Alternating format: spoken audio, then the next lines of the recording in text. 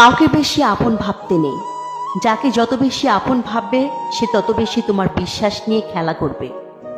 কাউকে তার ভালো মন্দ বেশি বোঝাতে যাবে না, এতে আপনিই খারাপ হয়ে যাবেন।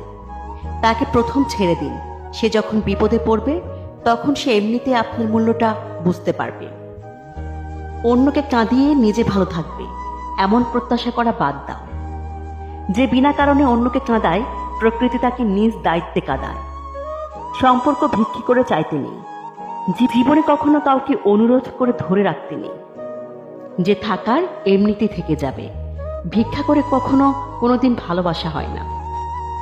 ভিক্ষা করে কখনো কোনো সম্পর্ক ধরে রাখা যায় না, সত্যিই রাখা যায় না।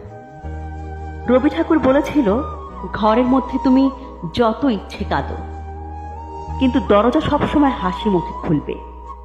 কারণ যদি কেউ দেখে নেয় যে তুমি ভেঙে পড়েছ, তবে সে তোমায় আরো ভেঙে দিয়ে যাবে। আমি সম্পর্ক নামক এই ব্যাপারটাকে ভীষণ ভয় পাই।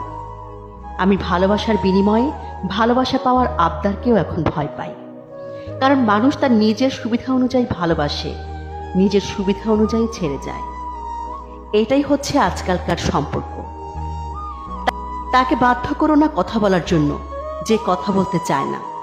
ব্যস্ত থাকো আর বুঝিয়ে দাও যে তাদের ছাড়া তুমিও থাকতে পারো। মানুষের সময় যখন খারাপ যায় তখন অনেক কিছু শুনেও সহ্য করতে হয়। কথা হজম করতে শিখো, এটা তোমাকে জিততে সাহায্য করবে।